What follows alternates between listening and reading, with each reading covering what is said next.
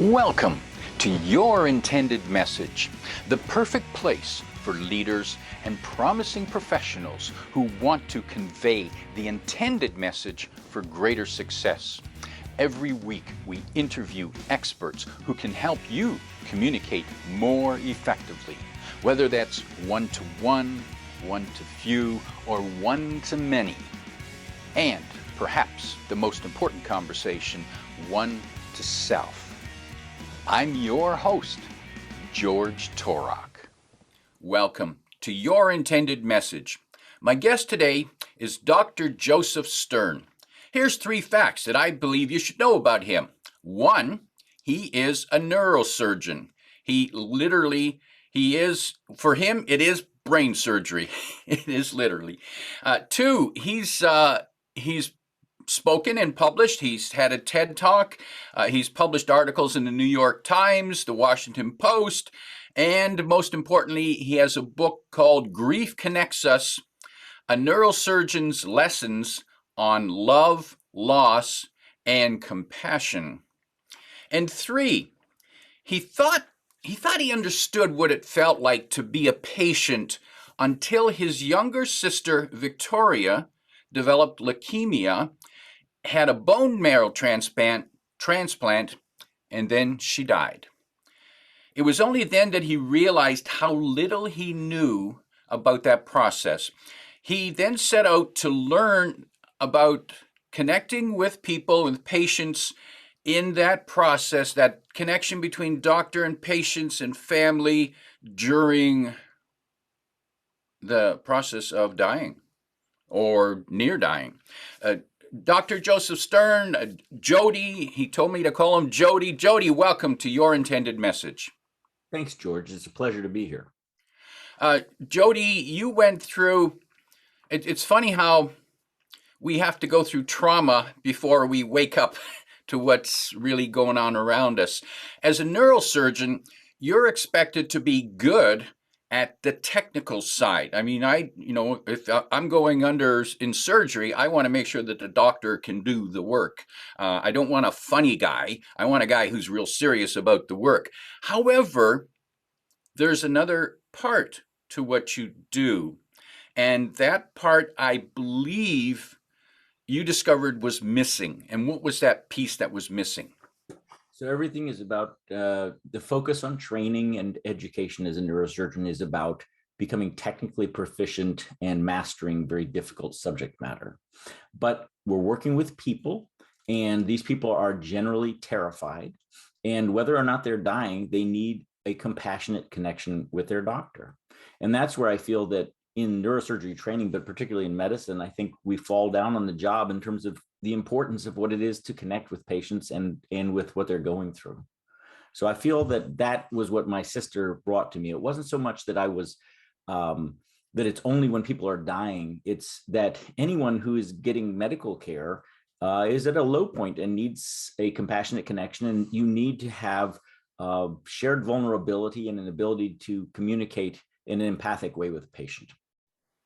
And you're right, it goes beyond, it's more than just dying. Dying, of course, is the extreme. It could be something as simple as a person being called in to take tests and wondering, well, what did you find? What can you tell me? What are my choices? And the doctors just kind of look, well, it's not my part to tell you that.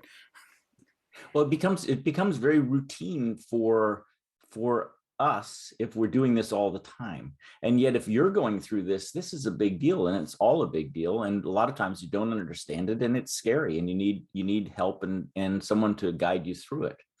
And one of the things I found when I had this experience with my sister was that I not only needed to develop a compassionate, less detached, less technical stance, but I need to be able to flex between extremes, to be able to go from, you don't want a sponge as a doctor. You said you don't want a funny guy. You don't want someone who's kind of, making light of it, because the surgery is crucial and needs to be done with expertise.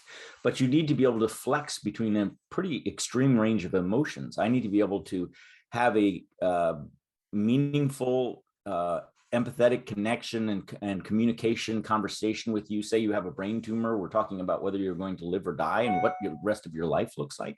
And then I need to be able to shift into a technical and precise mode to take out your brain tumor. And so one of the things that I struggled with was when you open up to the need for compassion, because you see when doctors aren't compassionate, they have overly technical or tend to objectify patients. They treat them as objects. They don't treat them as people. They don't. You feel like they're not working with their best interests at heart.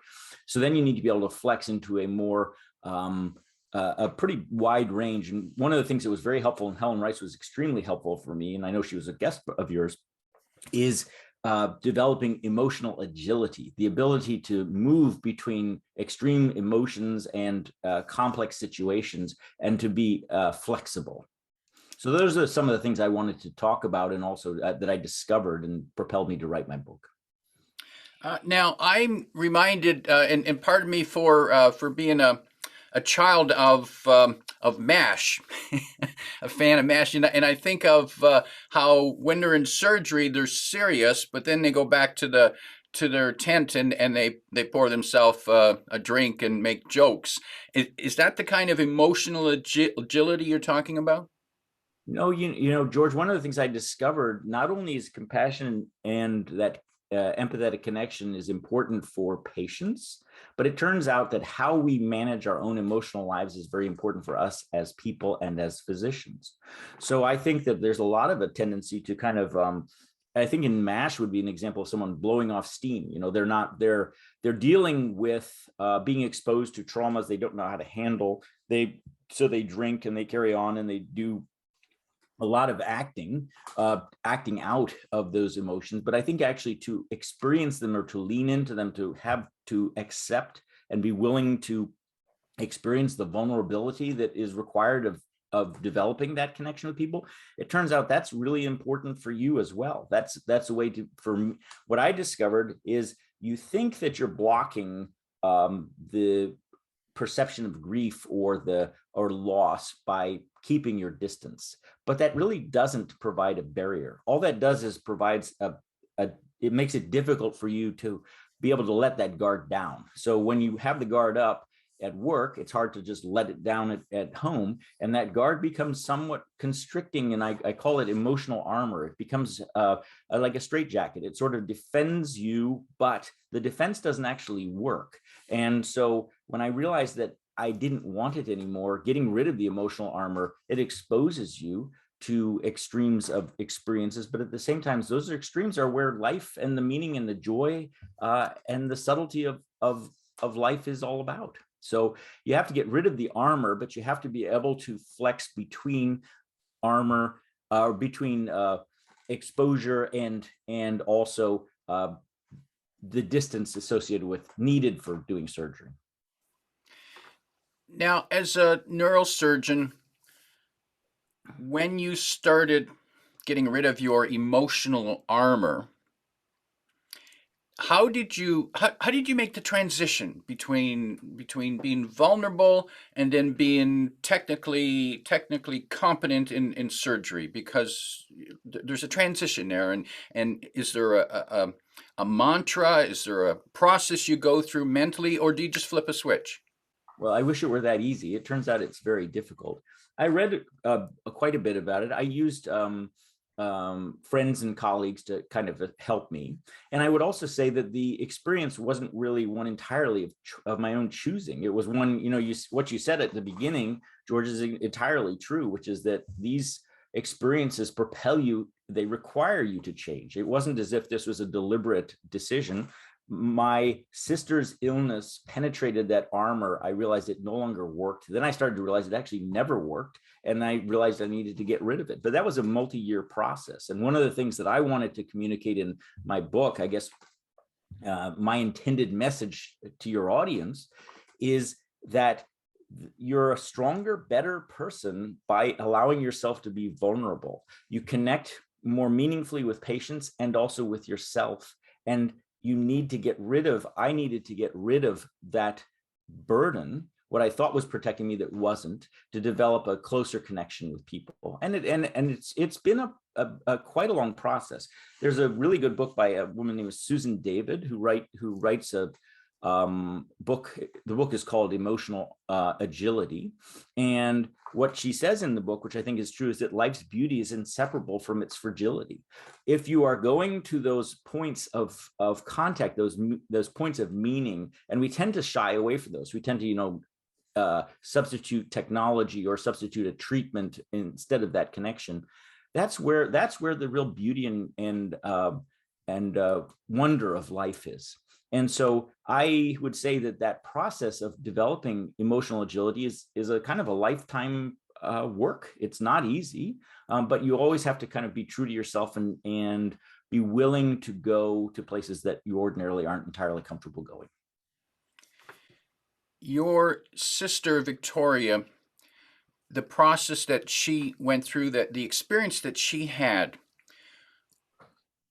was she in the dark with in terms of her treatment? Did you, when you were talking to her now as a neurosurgeon, as a person who works in healthcare, you certainly would understand the system, the process about what was going on around her, and I imagine you tried to help her and comfort her and try to understand what was happening. Were you frustrated? Were you frustrated with her, the lack of compassion that she received, and was there a moment, and I know this is a longer question, but was there a moment when it suddenly hit you in the face saying, Jody, this system isn't working the way it should be? Was There there were, was well, there were a couple of moments just that were kind of starkly felt like that. An intake interview at a different hospital where the doctor had said, your treatment had totally failed, and she was just sort of devastated by that. So there was some mild insensitivity, but it was more the whole process and the whole, when her bone marrow transplant didn't take and she had a relapse very early, her likelihood of survival was 6% 5-year survival chance. But she didn't want to talk about dying, and the doctors didn't talk about dying. So they substituted different kinds of chemotherapy and kind of kept the ball rolling. And I felt that was a lost opportunity. Part of it was my sister. My sister didn't want to talk about the idea that she might die. So she really wasn't interested in going there. But I felt that was a missed opportunity to connect. And the whole process feels very a little bit on the cold side. That really came home to me. It's amazing how, as a neurosurgeon, you say, well, you understand what's going on with leukemia. It turns out you don't. I mean, bone marrow transplant's very complicated. So I understood some, but not that much. But a year and a half after my sister died, her husband, Pat, had a ruptured aneurysm in his brain. And he ended up in the hospital at UCLA. They lived in California. And he was in the ICU there for 2 weeks. And then we had to withdraw treatment and let him die. And I found myself, I was his healthcare power of attorney. It was really my field. So this was neurosurgery. I understood and lived that. And it's an amazing thing when you kind of take a step back or you shift roles in a patterned behavior that you really understand, or you think you understand, but really you only understand your role in that pattern. And then you suddenly come at it as a patient's family member. It felt very technical and very methodical, but often lacking in compassion. So that was really a shock, was how tough it is, what people, the things that they have to go through, how enormously consuming it is to be a patient. For example, just simple things like, you have children. Well, you have to find daycare. You're basically in the hospital, 24/7 for weeks on end. Everyone came up from all across the country. So it's so disruptive and so disorienting. And really, it was a funny thing because the nurses there were so kind and were so, I remember came into UCLA and was there and didn't know my way around. There was no one to greet us. It was a Sunday morning. I went up to the neuro ICU and this nurse came out to meet me and it gave me a big hug. Something as simple as that was so powerful. And you found in the whole experience, there really wasn't much of that. There really wasn't that human contact, that human connection, that caring, that saying, that we're here with you. We get what you're going through. We're partners with you. And it's so, the thing about compassion is, when you see it, when you're experiencing it, and when you don't. And it's a big ask for doctors to be all technical, and now I'm saying, oh, or you have to do the compassion part too. I think where I see it being very successful is much more in the team effort, where people are working together and really kind of bringing, offloading some of the stress and responsibility on the doctor. The doctor doesn't have to do everything, doesn't have to be the source of compassion, but together as a team, you can make a huge difference. And what, and I'm assuming that you have become a more compassionate doctor, more compassionate surgeon. What language have you started to use more of that you didn't use before? I think I listen more. And try to talk less. I sit and I give people time, and I want to hear what they are concerned about and what matters to them. And so I feel that the meaningful relationships with patients are really what sustain me. That actually, by the time I'm fairly advanced in my career, I've been doing the surgery for a long time. I like doing surgery, but I also really like the relationship, the trust that the patients are put in me, and kind of our relationship. So I cultivate that. I also think that I'm not afraid to ask questions about, what they're feeling or what their goals are, and what it is that they're experiencing, what is it they're worried about, what scares them. So I think a lot of times in the past, I probably would have shut down, a topic like that and moved on to a medical treatment, or bombing people with facts. So I'm going to give them all the facts about their illness, and it's in reality, there are multiple planes of communication that are going on at the same time. One is the fact information dump, which a lot of times doctors do, but the other is like, what are you experiencing? What are you taking away from this? What are your worries? What are your goals? What concerns you here? And I think that those ability or willingness to get a little bit uncomfortable, maybe to cry, maybe to but more to listen. As you look back on what you've learned, what do you wish you did differently for Victoria? I think that she was absolutely terrified. And, she said she didn't want to even consider the idea that she might die. And it was almost a foregone conclusion at the beginning. And I feel that I kind of let her down when I didn't take that uncomfortable path. I was worried that she would block me out, that she, would say, oh, well, you were my advisor because you played by the rules, but if you stop, playing by my rules, you're no longer welcome. But I felt that I didn't take that uncomfortable step that was necessary to really help her through that process. And I recall a good friend of mine who was a mentor to me. He died from cancer, and I remember when he first was diagnosed, he was fighting. He was positive. He said, I'm going for the treatment. I'm telling. I can visualize the little soldiers inside my body fighting for me, fighting. And I remember and he was that kind of a positive person. And then he got to the point where it became stage 4, and he somehow made that transition.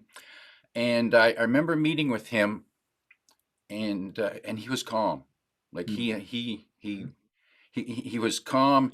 He could even joke about it, and but he somehow made that transition himself from being the fighter to the, okay, I know what's going to happen. I just don't know when.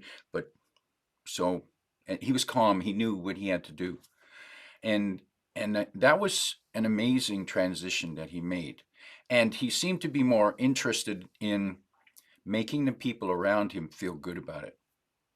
Well, George, I'm sorry about your loss. You sounded like you cared a lot about it. The excuse me a sec. The it's really hard, because we're all going to die. We're all going to get sick. And one of the things I did in my book was my sister wrote a journal of her illness, and I incorporated that into the book. She was an actress. She was very vital and exuberant. And she wrote a journal. She said she was going to write a journal about, or a one-woman play about surviving leukemia. And then it became testament to her experience and suffering and kind of worries. But then I took my own personal journey, and after that I interviewed a bunch of doctors and a bunch of patients and how they struggle with all these things. And one of the things I do think that doctors do, some people say, well, doctors die differently than other people. I think the way we use information, the way we're less automatically trusting of what other people say. We want to understand data, but we also don't have this sort of doctor's God complex. I'm going to do what the doctor says, and whatever the doctor says, I'll do. So I think having knowledge about what you may be going through, or what potentially is going to happen, and adjusting as you go. So what your friend did of kind of, shifting priorities, I think is super important. And I think also one of the things that I advocate for in this book is we don't plan and we don't discuss these things in advance, right? So we're all going to die, and yet as a culture, we're phobic of death. We don't talk about dying. We don't make plans about dying. We don't talk about, living wills and advance directives and all these things.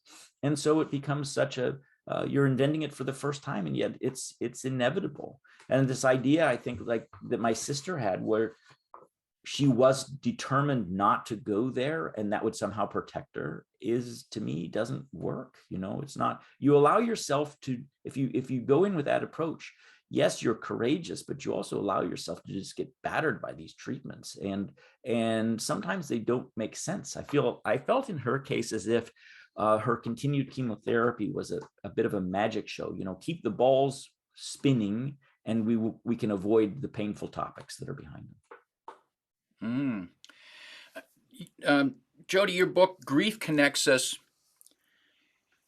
you wrote it specifically, I believe, for healthcare professionals.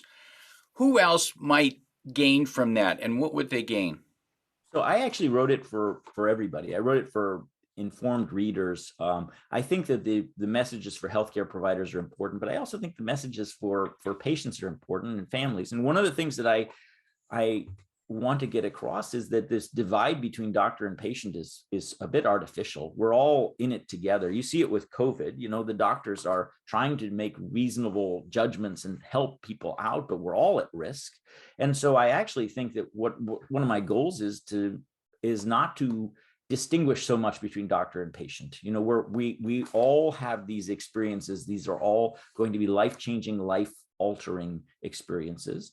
And instead of waiting for yourself to get hit over the head with one of these painful, wrenching experiences, give it some thought in advance. Maybe think about what this might be like, how you would deal with this, how have the painful conversations we never want to have in advance, so we can make plans and talk about what's important to us. So I think it's actually a book that is for everybody. And one of the things that's been very gratifying to me is that patients and family members have read it and have said it helped them. It's helped them to grieve. It's helped them to process what they've gone through. And so my journey is only a window into a more universal experience that I'm trying to tap into, that I want people to come away with a better appreciation of what they've gone through, what they're going through, what their family members go through, and connect the dots. So it's intended for curious people.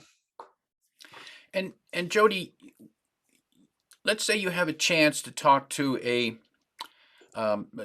graduating class of healthcare professionals, whether it's doctors or nurses, and you could give them advice about compassion, one, how to show it, but also at the same time, how not to drain themselves. What would Mhm. you say to them? Well, we're looking at a time in healthcare where burnout is at very, very high rates. And I believe that some of the reason for burnout is our we're not kind to ourselves. So there's no self-compassion. We don't take time to make sure that we're okay. And because we push away the grief and these other experiences, it ends up being a very fragile relationship that we have when we could really dig in and be more connected and get more pleasure and more value out of work. And so I would urge them to make some of these transitions toward honest communication, really being in touch with their own emotional experiences, not shying away from these connections and conversations, and the emotional agility part that you need to really, to be a successful provider of healthcare, you need to be able to have that connection and also have the technical expertise. And if you can learn to balance between those two, you're really going to be a very wonderful provider. Jody, one of the challenges is that patients always see the doctor as the authority figure, Mm-hmm. and we have not been trained to question the doctor. In Right. fact, we don't even know the questions to ask.